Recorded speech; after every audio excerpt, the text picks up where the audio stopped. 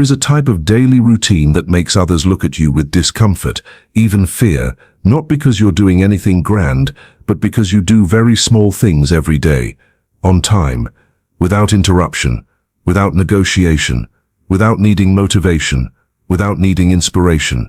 You wake up at the same hour even when exhausted, step into the same sequence of actions even when your mind resists, and you never ask yourself whether you should do it today, because that question simply doesn't exist.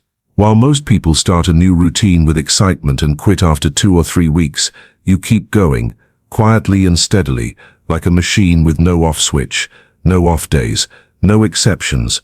What unsettles others the most is that you don't appear to be trying at all. They call it discipline. They think you have iron willpower. But the truth is different. What drives you isn't discipline, isn't willpower, and certainly isn't inspiration. It's an ancient operating code from Japan, forged in Zen monasteries, where routines exist to completely eliminate the possibility of quitting. This system wasn't created to make you feel better about yourself, but to force you to abandon the old self, the one who always negotiates and procrastinates, and become a different person, more stable and unable to go back. So the only question left is, do you dare to own a routine that even you cannot break? Chapter 1. The Awakening. The story I'm about to tell happened to a man named Ethan Miller, a tech employee working in the US, the kind of person who from the outside no one would think had issues with discipline. He was used to deadlines, meetings, detailed planning spreadsheets, and complex task management systems. On paper, he was organized, ambitious, and always spoke the language of productivity. But there was a truth only Ethan knew. He couldn't maintain any routine for more than a few weeks. It was always the same. Everything started on a Monday with a perfect plan. He'd wake up earlier, reorganize his schedule, download a new habit tracking app, and mentally script an ideal morning where everything ran smoothly. Exercise, meditation, reading, healthy eating, all of it logical and seemingly sustainable. But by Wednesday, the familiar voice would appear, not loud but very persuasive. Today is busier, shift it to the evening. Just be a little flexible. By Friday, everything started falling apart. A long meeting, a tiring evening, one insignificant skip, and then the weekend arrived with the usual guilt. Ethan would promise himself again that next week would be different, that this time he'd be more serious, choose a better system, a better app, a more scientific method. He'd tried everything people recommend: habit apps, CEO morning routines, viral productivity hacks from the internet. He'd read books on habits, watched motivational videos, joined 21-day, 30-day, and 75-day challenges. But the results were always the same, not because he was lazy or lacked motivation, but because every routine he created had loopholes, and those loopholes killed them. Gradually, Ethan realized something that disturbed him. No 2 days of his were alike. Schedules constantly shifted, pulled by work, mood, and circumstances. Every day, he had to make the same series of small decisions again: when to do it, what to do, how long, now or later. And those decisions drained him more than any difficult task. Rock bottom came during a performance review, when his manager said Ethan was very talented and smart, but lacked consistency. He started many things but rarely sustained them long enough to produce outstanding results. Those words haunted him for days afterward, because they were true not just for work but for his entire life. For the first time, Ethan stopped asking why he lacked motivation and started asking a scarier question: why do I always quit in the same way? And it was right then, during a corporate workshop on Asian business culture that he attended almost by chance, that he heard stories about how the Japanese build routines, where habits aren't designed to fit personal emotions, where people don't ask whether to do it today, but simply do it, day after day, unbroken for hundreds of years. For the first time in years, Ethan felt something was wrong with how he'd been living, as if the problem had never been that he wasn't trying hard enough, but that he'd never entered a system that didn't allow retreat. Chapter 2. The Ancient Japanese Habit Code. After that workshop, Ethan didn't search for another app or productivity method. Instead, he turned to researching how the Japanese built routines in ancient Zen monasteries. The deeper he looked, the more he uncovered a chilling truth. Their habits weren't designed to maintain motivation, but to completely eliminate the need for motivation. In the monasteries, each day began with a bell ringing at a fixed hour. Not earlier, not later, no exceptions, no personal choice. The bell didn't care who was tired, bored, or having a bad day. It just rang, and when it rang, everyone got up.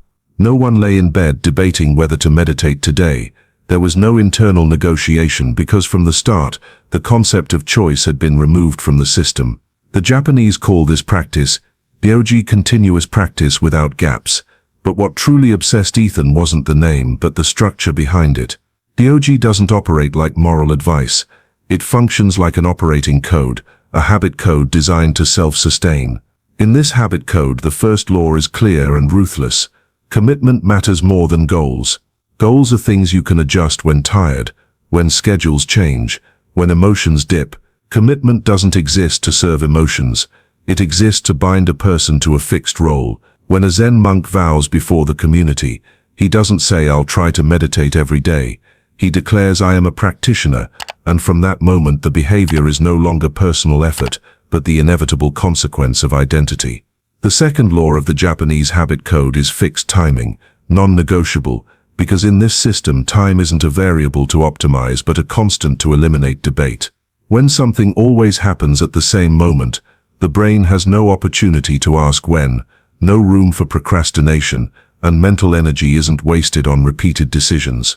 The third law, the one that disturbed Ethan most, is that identity precedes behavior. The Japanese don't wait for consistent behavior to become someone. They declare who they are first, then force behavior to follow. There's no vague trial period, no let's see if it fits. Looking back at his entire history of failures, Ethan realized he'd always done the opposite. He'd try the behavior first, then wait to see if he had enough motivation to sustain it, and when motivation vanished, so did the routine. This time, he decided to apply the habit code exactly as it was without modifications or softening. Ethan wrote a short but irrevocable statement. "I am the person who wakes up at 5 a.m. every day and completes my routine for 90 consecutive days." He signed it, posted it publicly on social media, sent it to friends and colleagues, and told his partner directly. The reactions came immediately. Some laughed. Some said he was overdoing it. Some predicted he'd quit like always. But those reactions triggered the deepest mechanism of this habit code. When commitment is made public, quitting is no longer a private matter between you and yourself. It becomes an identity collapse, and the primitive brain responds to that as a real threat. For the first time, continuing became less painful than stopping. The routine began leaving the zone of daily decision and gradually moved into the state of obvious inevitability. But Ethan soon realized something important. These laws had only locked the easiest door to quitting. When one door closes, the ego finds more subtle paths to negotiate, because the Japanese habit code doesn't end here, and the real battle with himself was only just beginning. Chapter 3.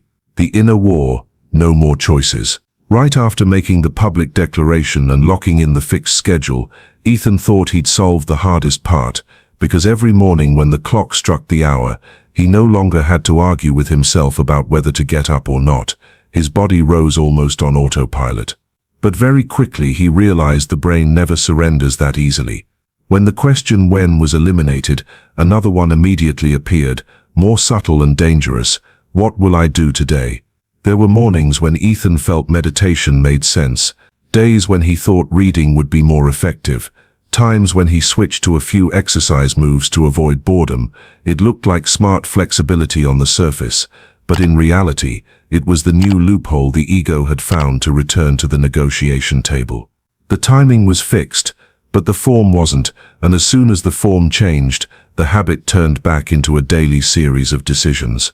Ethan realized he was repeating the same old mistake in a more sophisticated form, and it was right then that he encountered another principle of the Japanese habit code, one that most modern people instinctively resist: one form, one path. In Japanese traditions, from martial arts to the tea ceremony, from calligraphy to meditation, people don't seek variety to maintain interest. They choose a single form and repeat it until there's no one left to get bored. Kata in martial arts isn't practiced for entertainment.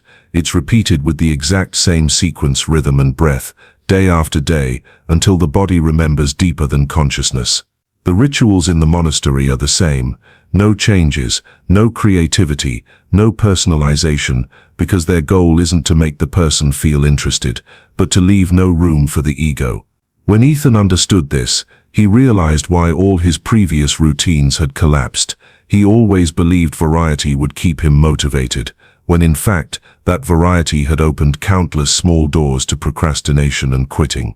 This time, he decided to lock down both the content and the time. Ethan chose a single, unchangeable sequence of actions. The same order, the same duration, the same execution, no additions, no subtractions, no creativity, no optimization. Every morning unfolded exactly like the one before, like an exact replica. Immediately, reactions from the outside world appeared. Friends said he was turning himself into a robot. Colleagues joked that he was too extreme. His partner said he was making everything rigid and uncomfortable. But Ethan began to understand that this discomfort wasn't a sign of error, but a sign that the system was working correctly. Weeks 3 and 4 became the harshest phase, not because his body was tired, but because his mind rebelled fiercely. The inner voice constantly whispered that this was stupid, that he wasn't a machine, that he just needed to change it a bit to avoid boredom. That flexibility was smart, and every morning, repeating the exact same sequence of actions became an act of defiance against his own ego. But then something strange started happening. Around weeks 5 and 6, the resistance didn't disappear completely, but it faded, like a familiar dull ache. Ethan began to realize he'd completed part of the routine without remembering exactly when it started. His body moved before consciousness could intervene. His hands did what needed to be done without reminders. That was the moment he understood what the Japanese had known for a long time. Repetition doesn't kill motivation. It kills the need for motivation. The routine was no longer an action requiring willpower. It started to resemble a self-operating ritual, and that absolute monotony had severed the ego's power. By the end of this phase, Ethan no longer felt like he was maintaining discipline. He simply stepped into his morning, like the sun rises every day, without hesitation, without choice, and that was when he realized a boundary had been crossed. Because when both time and form are locked tight, the routine no longer depends on the person. The person begins to revolve around the routine, and from that point the habit no longer needs to be maintained. It starts to self-operate. Chapter 4. Gapless Practice. It was right when Ethan's routine began to self-operate, when everything seemed stable, that the real test appeared, not in the form of lack of motivation or boredom, but in the form of very ordinary disruptions that had always been the end for all his previous efforts. One morning he woke up with a heavy body from illness, mind foggy, throat sore, and the old instinct immediately spoke up that he should rest today, that skipping one day was fine, that he'd make it up when he felt better. Then there were days he had to travel for work, schedule upended, early morning airport, meetings dragging into the evening, cramped hotel, unfamiliar space, not enough conditions to do everything properly. There were also simply bad days, work glitches, heavy spirits, drained energy, and all those reasons had once been the perfect door for Ethan to revert to his old self, the one who always allowed a small loophole with the promise that tomorrow he'd be more serious. It was right here that the old ego started whispering very persuasively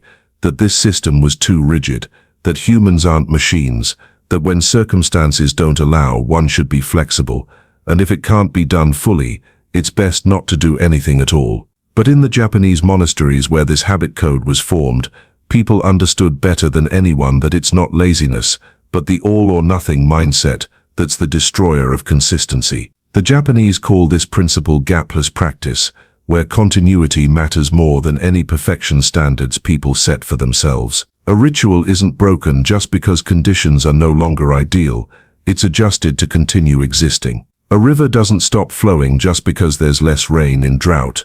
It may become a weak trickle, but as long as the water is moving, it's still a river. When it stops completely, all that's left is a memory of where water once flowed. The rituals in the monastery are the same. Despite war, natural disasters, or illness, the form may change, the location may change, but the practice never stops, because the Japanese understand that as soon as a small gap appears, all the old patterns flood back. When Ethan faced these disruptions head-on, he realized he was standing before the fifth law of the Japanese habit code: continuity matters more than perfection. This time, he didn't try to maintain high standards on bad days. He scaled the routine down to an unfailable level: 2 moves instead of 20, 1 minute instead of 10, 1 page instead of a chapter, as long as the chain didn't break. When sick, he did the shortened routine in silence. When traveling, he exercised in the cramped hotel room or at the airport.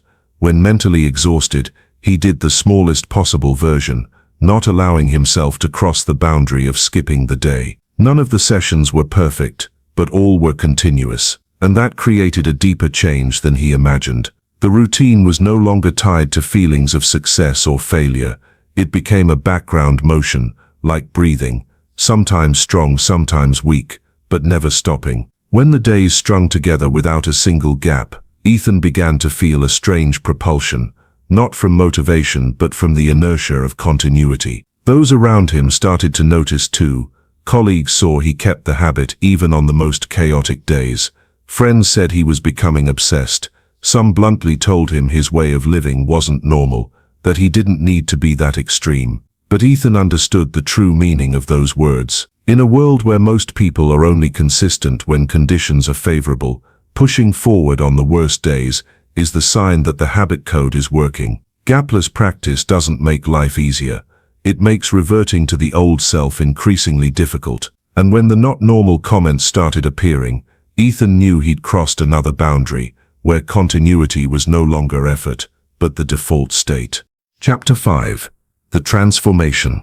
When the chain of continuous days stretched on without breaking, Ethan began to realize something important he'd never fully understood before. What truly determines a routine's sustainability isn't the strength of willpower, but the fact that he'd stopped having to make decisions. This is the final law of the Japanese habit code, the one monasteries consider the endpoint of all training: pre-programmed responses. In this system, people don't wait for disruptions to happen and then figure out how to cope. Every scenario already has an answer prepared in advance.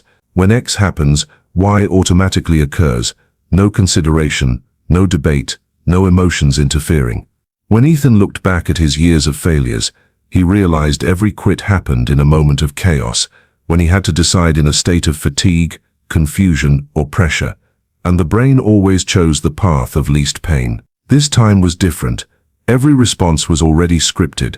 Sick, do the shortened version. Traveling, do it in makeshift space. Bad day, do the smallest possible. And because no decisions needed to be made, the brain had no opportunity to rebel. On day 90, Ethan completed his practice chain without any moment of celebration, no exhilaration, no loud pride, just a strange feeling that this was simply what had to happen. Throughout those 90 days, not a single day was perfect, not a single day did he feel full of inspiration, but also not a single day did he quit, because the routine had left the realm of emotions and entered the realm of identity. Ethan no longer thought of himself as someone trying to keep a habit. He started seeing himself as someone who couldn't live without the routine, like he didn't need motivation to brush his teeth or get dressed every morning. This quiet shift was the real transformation. He didn't maintain the habit. He became the person for whom not doing the routine every day was unimaginable. Those around him started reacting in familiar ways. Colleagues said he was becoming scary because he was always so steady. Friends said he was too extreme. Some advised him to slow down, to be more flexible, so life could breathe easier, but Ethan understood their discomfort had nothing to do with him. It came from his existence exposing the excuses they still use to procrastinate themselves. When your routine makes others uncomfortable, it's not a sign of imbalance, but a sign that you've crossed the boundary of normal. At this point, there's nothing left to optimize or improve, because what's dead is the old ego, the one who always negotiated, always left loopholes, always believed tomorrow would be different. And what's born is a different person, one who doesn't need to remind themselves to be consistent, because consistency has become the default state. The Japanese habit code doesn't make you a better version of yourself, it makes you a different person, one who from the outside seems cold, rigid, even scary, but from the inside is completely free, because no more battles need to be fought every day. And when everything settles, only one question remains: the one no one can answer for you. Are you ready for your daily routine to make others uncomfortable? If this story makes you reflect on how you build your daily routines, subscribe to follow so you don't miss the upcoming content for those who want to become unbreakable. Thank you for staying until the end. See you in the next chapter.